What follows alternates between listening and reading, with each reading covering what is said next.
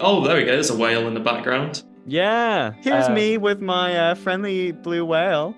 I think this is a really good space to experiment with gender and with sexuality and VR chat saving lives and supporting people overcoming mental health. Oh no, is that a fire alarm? Don't tell me that's a Yeah. fire alarm.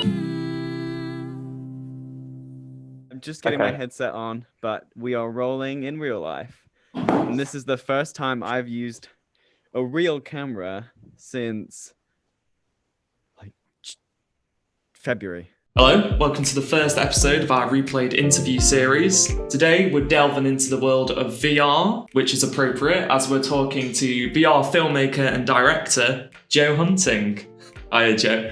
Hello. Hi, you thank you doing? very much for having me. That's all right. This is exciting. This is the first time I've done something like this. It's a bit weird. It's cool. Yeah, we're here in one of my favorite worlds. It's a world where you can actually hold each other's hands, which I think is really, really cute, but it's also a lovely natural wonderland. And for people that don't know, I've just introduced you as a VR filmmaker director. People might have no idea what that means. How would you summarize the people that have no idea about VR, what you do? There is a whole social virtual reality scene. One of the leading social VR apps is called VR Chat, and it's a platform where users can create their own worlds and avatars. And I've been going around the spaces in VR Chat, documenting some of the communities and individuals engaging in these different social VR apps. Would I be a giant insect in real life? Probably. I gotta be honest, and I'll admit this on camera, I still fiddle with action figures. I do not care about my shower routine, period.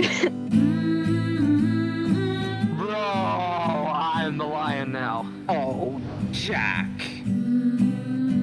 Like meeting new people is something that's hard, but in VR, I just feel like so more open and like free. And I use a camera that I'm holding right now.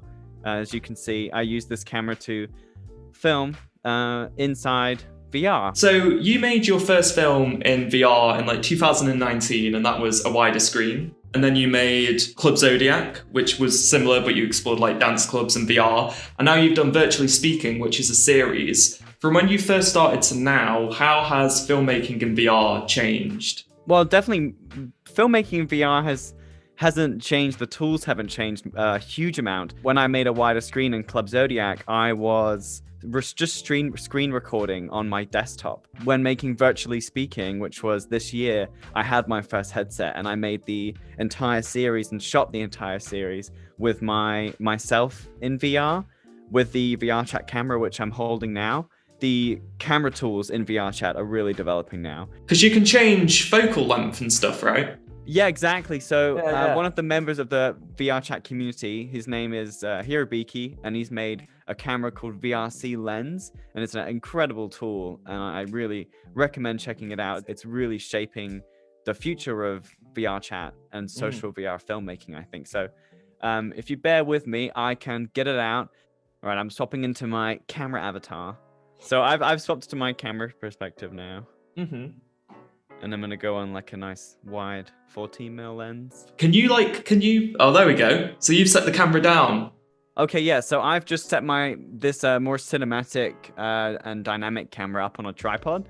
At the moment, my camera is set in some sort of drone mode. Right, so this is a really great tool for vloggers who want to vlog their moments in VR Chat and have the camera kind of follow them around in a really cinematic way.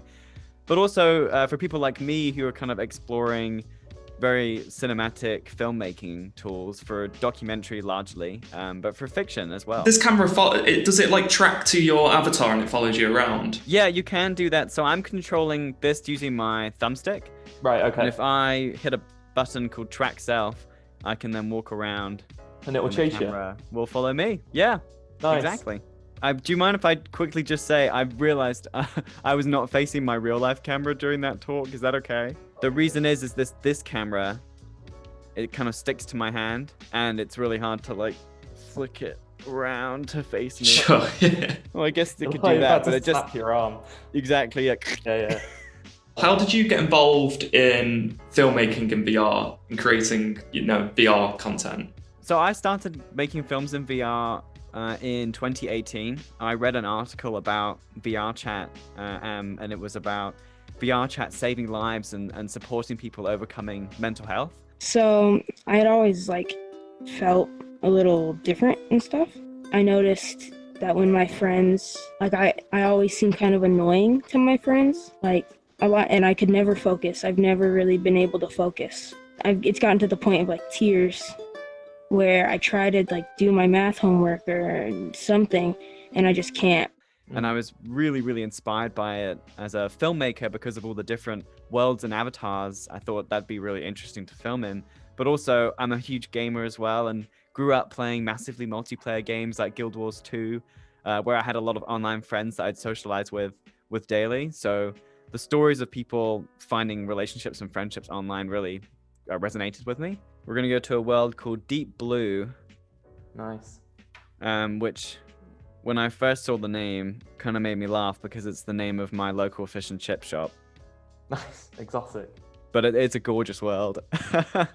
Yeah, I'll also go into my swimming outfit. Nice. Give us a little look. Let's see the full get up before we. You want a full look? So I guess I'm one of the. This is really an outfit for kind of dance and just pajamas and swimming. It's kind of just my mixed casual outfit. So do you have a whole wardrobe I have 3 outfits. for different occasions? Yeah, for different occasions. I definitely need more.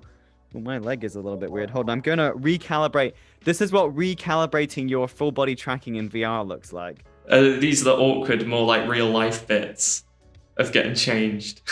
But this is what happens when both my legs You look like a mermaid. go into one. Yeah, and I go into kind of a mermaid stance. One question I'm interested in is, obviously you started virtually. Oh, there we go. There's a whale in the background. Yeah, there's Very a little nice. Manta ray just saying hello.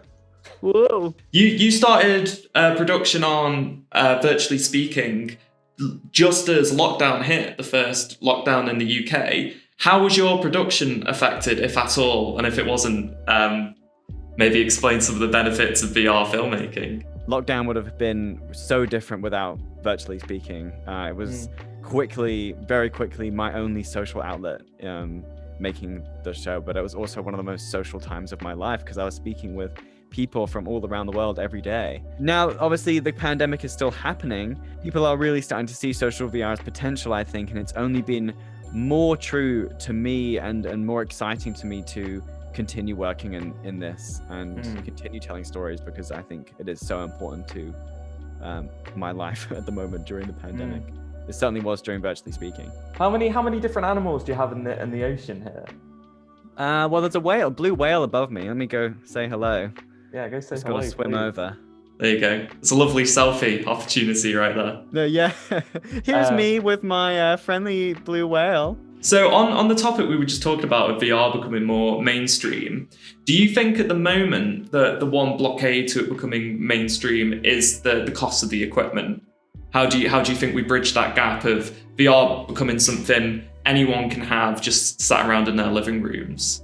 Yeah, that is a tricky one because I completely agree. It is still very expensive. So VR is still really accessible to those who really want it because it's not a very light purchase.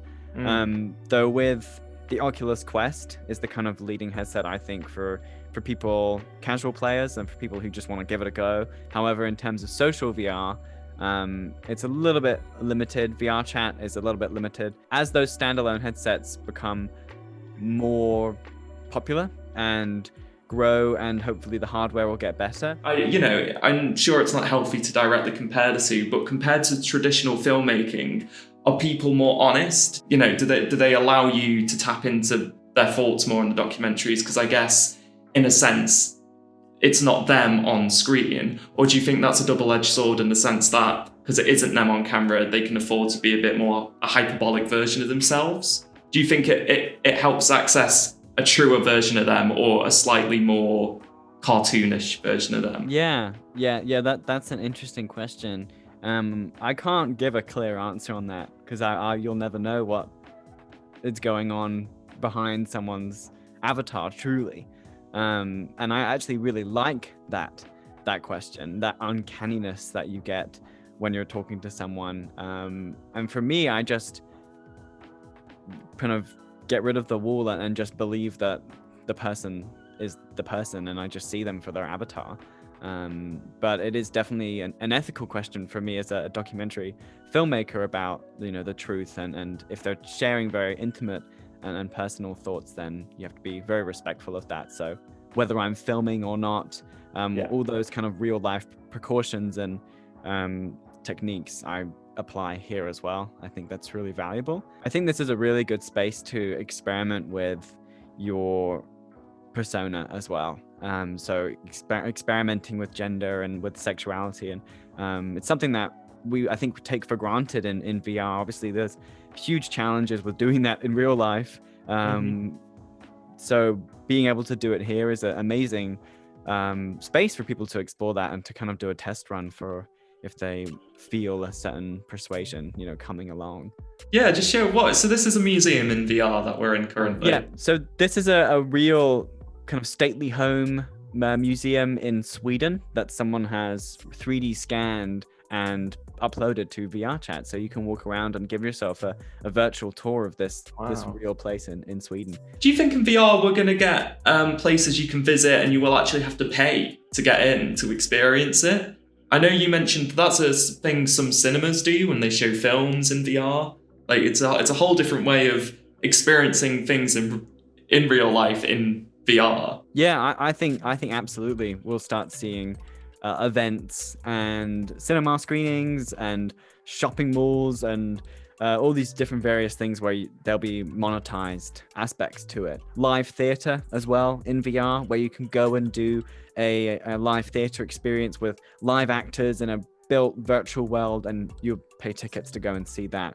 Just explain for people that don't know the process of building skins and how you look like you, etc. This was an avatar I made myself using Maya and Blender, which are both 3D modeling softwares, and then I uploaded it to Unity, and then from Unity you upload it to VR chat. If you look at me in real life, I look very similar to this. And also I love hiking in real life. So I added a big backpack. So it's very interesting right now. We're in a museum as well, and you just talking about how you made your avatar. There is the thing about VR that I think does separate it is that there's so much unique creativity going on an individual level, with everyone creating their own stuff and kind of importing it into the game. That is kind of ripe to also create films in there as well. Is that something you're really excited about? You mentioned like live theatre. What do you think the future of VR is going to be in an entertainment sense? And if it doesn't correlate with what you wish it would be, what do you want it to be? Oh, I think it is correlating so far, definitely in the kind of industries that I like to be involved in.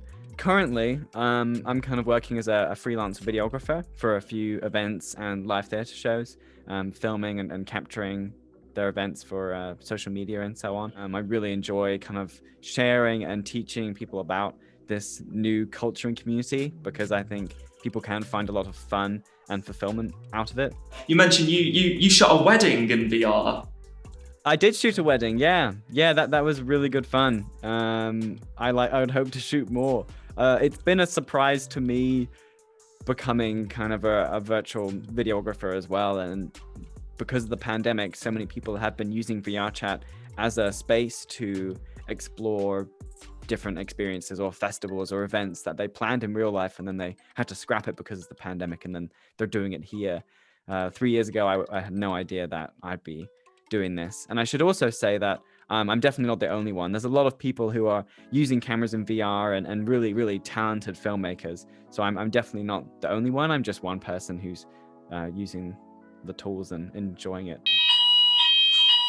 Oh, 1 second. Oh, for God's sake. Do you reckon we're going to have to go? Oh no, is that a fire alarm? Don't tell me that's a fire alarm. That's a fire alarm in the office. Oh no! Okay, well I guess, well, let me tell you this, there's no fire alarms in VR. No fire alarms. Oh my God, great. No fire alarms. No fires.